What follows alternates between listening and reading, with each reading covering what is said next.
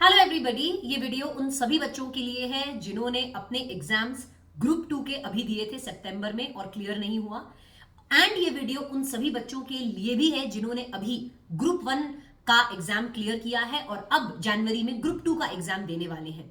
तो इस वीडियो में प्रिडोमिनेंटली मैं बात करने वाली हूं ऑडिट के सब्जेक्ट की, कि ऑडिट के सब्जेक्ट को कैसे डील करना है, क्योंकि ऑडिट के सब्जेक्ट का बहुत बड़ा फोबिया एक बच्चों के दिमाग में है। ऑडिट में स्कोर नहीं मिलता है, ऑडिट पढ़ना नहीं आता है, लिखना नहीं आता है, इस सब्जेक्ट को कहां से स्टार्ट करना है, कैसे प्रिपेयर करना है, ऑर्डर भी समझ में नहीं आता है।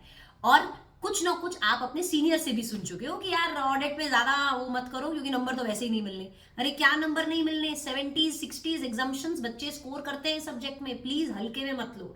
आज इस वीडियो में मैं आपके साथ बहुत सारी ऐसी चीजें डिस्कस करूंगी जिनको अगर आप आज से फॉलो करो आप डेफिनेटली एग्जाम में एग्जाम्पशन स्कोर कर सकते हो विदाउट एनी फेल। ठीक है, let's get the video rolling. Quickly start करते हैं डिस्कशन को। सबसे बड़ी मिस्टेक जो बच्चे ऑडिट में करते हैं वो है वेटेज बेस्ड स्टडी करना। क्यों? क्योंकि हम सब कुछ तो पढ़ के जाएंगे नहीं। क्यों? क्योंकि हम शुरुआत से टाइम टेबल बनाएंगे नहीं। क्यों? बस अपनी मर्जी से पढ़ाई करते रहते हो, टाइम टेबल बनाते नहीं हो, वेटेज बेस्ड स्टडी करते हो। बड़े बड़े जो इंपॉर्टेंट चैप्टर है, ऑडिट रिस्क का चैप्टर जिसका वेटेज 12 मार्क्स का है, ऑडिट एविडेंस का चैप्टर 12 मार्क्स का वेटेज है, audit of items of FS जिसका 15 से 16 मार्क्स का वेटेज है, बच्चे हल्के में ले लेते हैं और क्या करते हैं, वेटेज बेस्ड इन चैप्टर्स को आप छोड़ के चले जाते हो। तो पढ़ के क्या जा रहे हो और क्या मतलब ऐसी वेटेज बेस्ड स्टडी का जिससे नेगेटिव नेगेटिव रिजल्ट आ रहा है आपका। प्लीज शुरुआत से सारे चैप्टर्स को आपको एम करके चलना है और जो चैप्टर्स आपको डिफिकल्ट लग रहे हैं जैसे audit of items of FS, आप उसके नोट्स बना लो। देखो, सेकंड सबसे बड़ी मिस्टेक आप ऑडिट में क्या कर रहे हो, नोट्स नहीं बनाने का। आई डोंट नो कितने बच्चे हैंड रिटन नोट्स बनाते हैं, पर मेरी क्लास में मैं हर एक चैप्टर का क्लास में बैठ के बच्चों के साथ हैंड रिटन नोट्स बनवाती हूं। क्यों? क्योंकि अगर आप हैंड रिटन नोट्स बनाओगे तो मल्टीपल टाइम्स रिवाइज कर पाओगे। जितनी बार रिवीजन करोगे उतना ज्यादा याद रहेगा और जितना ज्यादा याद रहेगा उतना ज्यादा स्कोर मिलेगा। जितनी बार रिवीजन करोगे उतना ज्यादा कॉन्फिडेंस मिलेगा, जितना कॉन्फिडेंस मिलेगा उतना ज्यादा स्कोर होगा। तो अगर आप मेरे से चाहे क्लासेस आप ले रहे हो, आप नहीं ले रहे हो, आप किसी और से क्लास ले रहे हो, आप खुद पढ़ाई कर रहे हो, कैसे भी कर रहे हो, प्लीज आप हैंड रिटन नोट्स बनाएं। अगर आप हैंड रिटन नोट्स नहीं बनाओगे ना, आप ही को प्रॉब्लम आएगी क्योंकि you will never be able to gain confidence in this subject.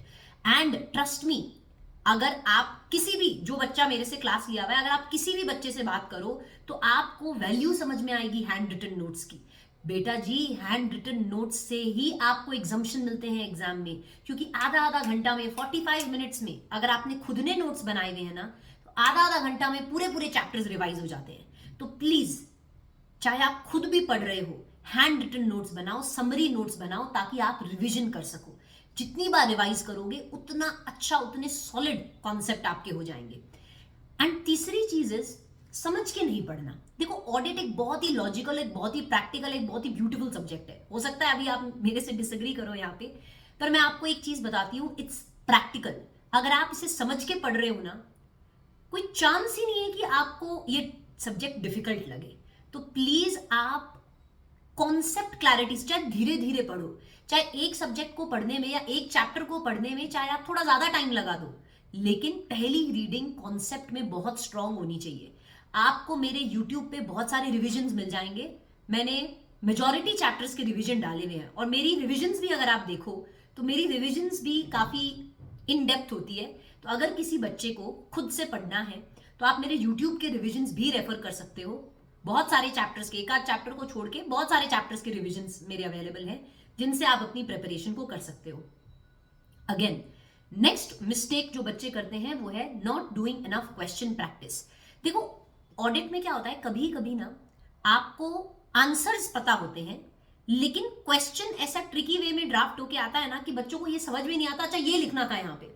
तो जितना ज्यादा आप क्वेश्चन प्रैक्टिस करोगे, जितना ज्यादा आप क्वेश्चन रीड करोगे, उतना ज्यादा आपको आइडिया लगेगा कि कैसे, मतलब कैसे रिलेट करने हैं कॉन्सेप्ट्स।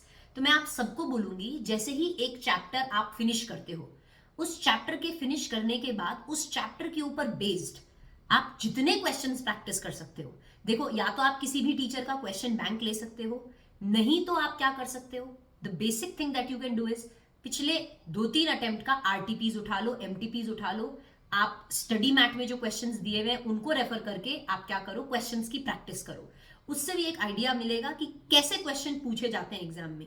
तो और साइमल्टेनियसली करो, ऐसा नहीं है आप चैप्टर पढ़ा और 15 दिन बाद तुम क्वेश्चन प्रैक्टिस कर रहे हो, कोई मतलब नहीं है उसको करने का, साइमल्टेनियसली करो।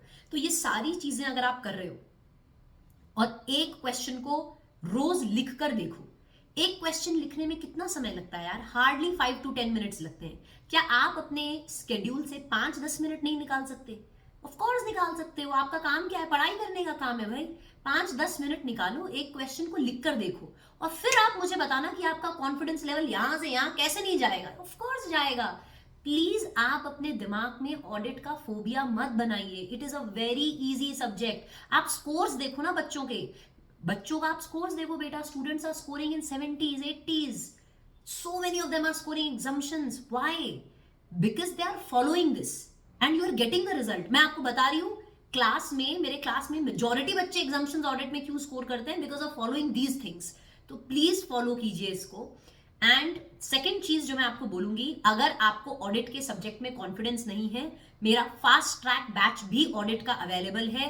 आप अपनी प्रेपरेशन जनवरी अटेम्प्ट के लिए कर रहे हो तो आप फास्ट ट्रैक बैच को रेफर कर सकते हो और क्विकली अपने प्रेपरेशन को कंप्लीट कर सकते हो from the fast track batch also which is available. तो आप अल्टीमेट सीए की वेबसाइट पे जाके फास्ट ट्रैक बैच ले सकते हो। और अगर आप रेगुलर बैच लेना चाहते हो तो fast track batch is a little fast. Regular batch जो होता है उसमें हम लिखते भी है सारी चीजों को, फास्ट ट्रैक बैच में आपको ऑलरेडी लिख के मेरे समरी नोट्स मिले हुए होते हैं, मतलब मेरी जो समरी नोट्स है वो आपको मिलती है फास्ट ट्रैक बैच में भी। आप रेगुलर बैच, अगर आप थोड़ा और ज्यादा टाइम देना चाहते हो तो आप रेगुलर बैच ले सकते हो जहां एक एक चीज हम लिखते हैं।